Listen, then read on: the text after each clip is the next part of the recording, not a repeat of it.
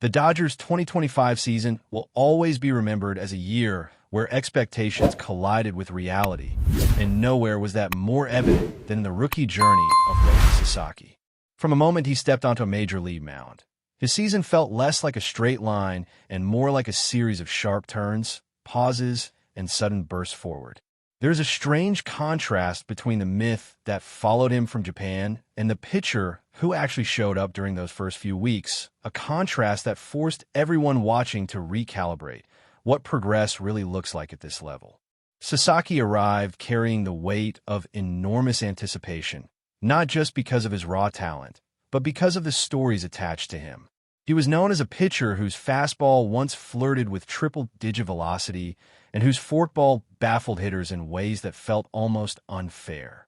When the Dodgers handed him the ball early in the season, especially on an international stage surrounded by a crowd that knew him well, it felt like a statement. This was confidence, but it was also a trial by fire. What followed was messy, uneven, and at times uncomfortable to watch, yet never devoid of intrigue. In those early outings, the flashes were impossible to ignore.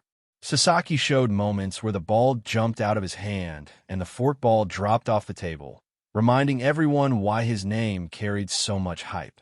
But those moments were often followed by missed locations, deep counts, and innings that unraveled faster than expected. He was not overwhelmed in the sense of being completely ineffective, but he was clearly adjusting, fighting his mechanics, and searching for consistency against hitters who punished mistakes far more ruthlessly than what he had faced before. One of the biggest talking points throughout that stretch was velocity. In Japan, his fastball was a weapon built on power and late life. With the Dodgers, that velocity dipped, sometimes sitting in a range that demanded near-perfect command to survive. Without that extra gear, his fastball became more hittable, and major league hitters made him pay. Strikeouts were harder to come by, walks piled up, and innings rarely felt clean. The numbers told a story of a pitcher in transition, someone trying to reconcile what his body could do with what the game now required of him. Injuries added another layer of complexity. Sasaki had already dealt with physical issues before arriving, and those concerns did not magically disappear. The Dodgers tried to manage him carefully, hoping that a controlled approach might protect his arm while he adapted. At times it worked just enough to keep him competitive, but it never fully unlocked the version of Sasaki that everyone believed was there. Each start felt like a balancing act between caution and urgency, especially as the season continued to move forward. Eventually, the grind caught up to him, and time away from the major league mound became unavoidable. His stint on the injured list felt less like a pause and more like a reset button, a chance to step back and examine what had gone wrong. When he returned to action in the minor leagues, the results were mixed. The velocity ticked up slightly, but not to the level that once defined him. More importantly, the command and overall sharpness still lagged behind expectations, raising difficult questions about his immediate future. Inside the organization, patience became the defining word. The Dodgers never wavered in their belief that Sasaki's talent was real, but belief alone does not win games in a season that demands results. The message was simple and firm. To contribute at the highest level, he needed to pitch better, throw with more conviction, and prove that his adjustments were more than temporary fixes. It was not a rejection of his potential, but a challenge to rise to it. The real turning point came when attention shifted from results to process.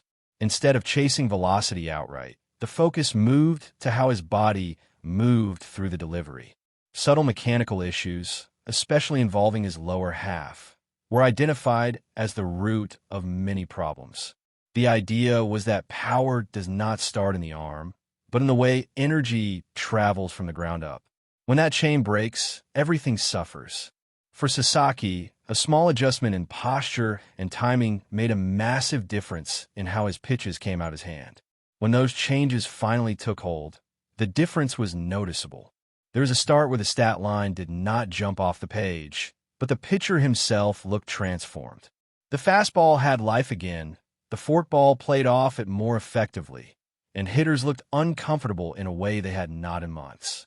It was the first glimpse of the pitcher Sasaki was supposed to be, not because he was perfect, but because his stuff finally matched his intent.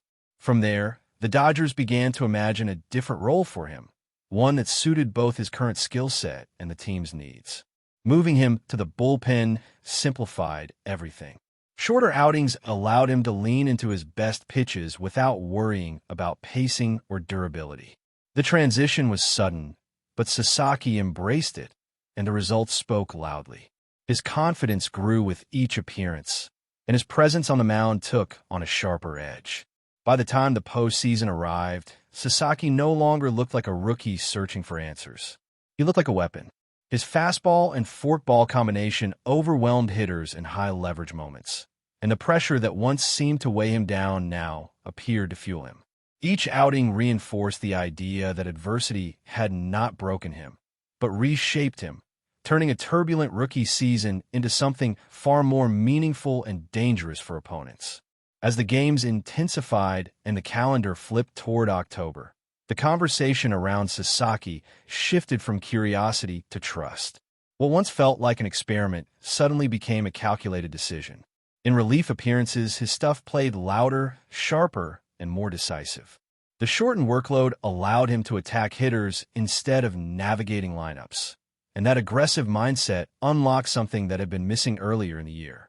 His fastball jumped again, not just in speed, but in conviction, and the forkball became a true separator, falling out of the zone with late movement that forced uncomfortable swings. There was a visible change in how Sasaki carried himself on the mound. Early in the season, every pitch felt like a negotiation between caution and confidence. Now, his body language told a different story. He worked faster, trusted his mechanics, and showed a presence that suggested he belonged in those moments. Teammates noticed it, opponents felt it, and the coaching staff leaned into it. The bullpen role was no longer a temporary solution, but a genuine weapon, especially as other late-inning options struggled to find consistency. In the postseason environment, where every pitch carries weight, Sasaki thrived on simplicity. He relied heavily on two pitches, leaning on the fastball to establish the count, and finishing hitters with the forkball when they least expected it. Hitters rarely squared him up, and when they did put the ball in play, it often felt more like survival than control. The numbers reflected dominance, but the eye test told an even stronger story. This was a pitcher who had learned how to channel chaos into purpose. One particular outing stood out as the defining moment of his transformation. Entering in a high-pressure situation, Sasaki delivered multiple perfect innings, slicing through the heart of the opposing lineup with calm efficiency. It was the kind of performance that shifts a series and redefines a season. For a pitcher who had spent months searching for himself, it felt like a statement that he had finally arrived, even if the path there was anything but smooth. Fatigue eventually made its presence known, as it often does during long postseason runs. There were moments where his velocity dipped slightly and command wavered, reminders that this was still a young arm adapting to a new role and workload. Even then, he competed. Mistakes happened, awkward moments surfaced, and there were pitches he would surely want back, but those imperfections never erased the larger picture. His ability to recover, limit damage, and stay composed underscored how far he had come since those uncertain early starts. What made Sasaki's season so compelling was not a flawless stat line or uninterrupted dominance. It was the constant tension between struggle and progress. He faced physical setbacks, mechanical breakdowns, and the mental challenge of adjusting to a league that exposes every weakness. Instead of unraveling, he adapted. Each adjustment built on the last, creating a version of Sasaki that was more complete, more self-aware, and far more dangerous than the raw prospect who opened the year. Looking ahead, the questions are no longer about whether Sasaki belongs, but about how high his ceiling truly is. A return to the rotation brings new possibilities, especially if the mechanical gains hold and his velocity remains where it needs to be. There are pitches still developing, variations still untapped, and refinements that could elevate him from intriguing to elite. His age alone suggests that his best baseball is still in front of him, shaped by the lessons learned during this turbulent introduction to Major League Baseball. The Dodgers' 2025 season, filled with twists and pressure, found an unlikely source of resilience in Sasaki's journey. His rookie year was not defined by perfection, but by response. Every stumble forced an adjustment, every setback demanded growth, and every breakthrough hinted at what could come next. That balance between imperfection and progress became the quiet theme of his season, setting the stage for a future that feels wide open and unpredictable in the best possible way. Beyond the immediate impact on the field, Sasaki's season sparked deeper conversations about adaptation and patience within a championship-driven environment. The Dodgers are not a team known for waiting. Yet with Sasaki, they chose a longer view, one that acknowledged the cultural shift, the physical toll, and the mental strain of jumping into the highest level of the sport under a global spotlight. Every appearance became part of a larger evaluation, not just of results, but of how he processed failure and responded to instruction. There was also the challenge of identity. Sasaki arrived as a starter, trained to work once a week and dominate with a deep arsenal built for length and rhythm. Being asked to pivot into relief work mid-season required a complete reframing of how he prepared, how he warmed up, and how he attacked hitters. Instead of pacing himself, he had to be explosive from the first pitch. Instead of setting up batters over multiple at-bats, he needed to end confrontations immediately. That mental adjustment is often underestimated, yet Sasaki embraced it with a willingness that spoke volumes about his competitiveness. Each bullpen outing became a study in efficiency. There was less room for experimentation, fewer chances to recover from a mistake, and more pressure to execute immediately. Sasaki responded by simplifying his approach. The fastball played up because he trusted it again, and the forkball became a finishing move rather than a gamble. Hitters could sense the conviction behind every throw, and that alone shifted the balance of each matchup in his favor. Off the field, the season reshaped how Sasaki was perceived. Early doubts about his readiness slowly gave way to respect for his resilience. He was no longer viewed simply as a phenom imported with hype, but as a young pitcher grinding through the same learning curve that humbles even the most talented arms. That shift mattered because it reframed expectations from immediate dominance to sustainable growth, a healthier lens through which to judge his progress. There were still moments that reminded everyone how raw parts of his game remained. Defensive miscues, rushed decisions, and sequences that unraveled too quickly showed that experience cannot be fast-tracked. Yet even those moments carried value. They revealed how Sasaki handled pressure when things went sideways, how quickly he reset, and how he adjusted pitch to pitch. Those small reactions often say more about a pitcher's future than clean innings ever could.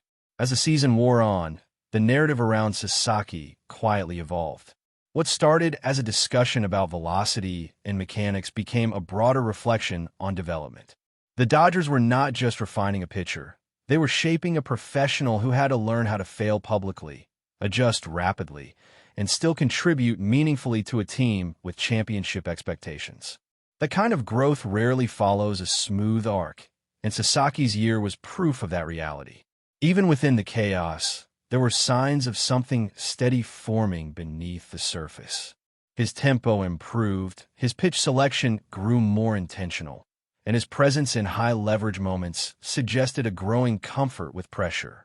Those traits do not appear overnight, and they cannot be measured easily, but they often separate pitchers who flash briefly from those who endure. But before we move forward, don't forget to join our channel and give this video a like. Your support helps us keep delivering the latest news about the Los Angeles Dodgers. We'd love to hear your thoughts on the news, so drop a comment below. The baseball world is buzzing with whispers that refuse to fade. Pete Alonso may be on the verge of landing in Los Angeles in what insiders are already calling a giant agreement. While nothing has been officially confirmed, the mere possibility of Alonso wearing Dodgers blue has ignited speculation across front offices, clubhouses, and fan bases. Sources close to the situation suggest that conversations have intensified behind the scenes, driven by the Dodgers' constant pursuit of star power and Alonso's reputation as one of the most feared power hitters of his generation. Known for his prodigious home run ability and imposing presence in the lineup, Alonso would represent more than just another big bat. He would signal a statement of intent from an organization that never shies away from bold moves. The rumored deal is being described as massive, both in financial commitment and in long-term impact. Executives around the league believe the Dodgers are prepared to outbid competitors if it means securing a cornerstone player capable of anchoring the middle of the order for years. For Alonso, Los Angeles could offer not only a lucrative contract, but also a stage befitting his star status, complete with postseason ambitions and global visibility. There is also intrigue surrounding how such a move would reshape the Dodgers' roster dynamics. Adding Alonso could force adjustments across the infield and redefine roles. But the franchise has a history of making talent fit rather than avoiding difficult decisions. From a strategic standpoint, pairing elite on-base skills with Alonso's power could turn an already dangerous offense into something even more intimidating. Skeptics caution that rumors of this magnitude often dissolve as quickly as they emerge. Negotiations in modern baseball are complex, layered with leverage, timing, and competing interests. Still, the persistence of these whispers suggests there may be real smoke behind the fire. For now, fans are left to imagine the sight of Pete Alonso launching towering shots under the lights of Los Angeles. Whether this speculation becomes reality or remains a tantalizing rumor, one thing is certain. The idea alone has already shaken the sport. That's all for this update.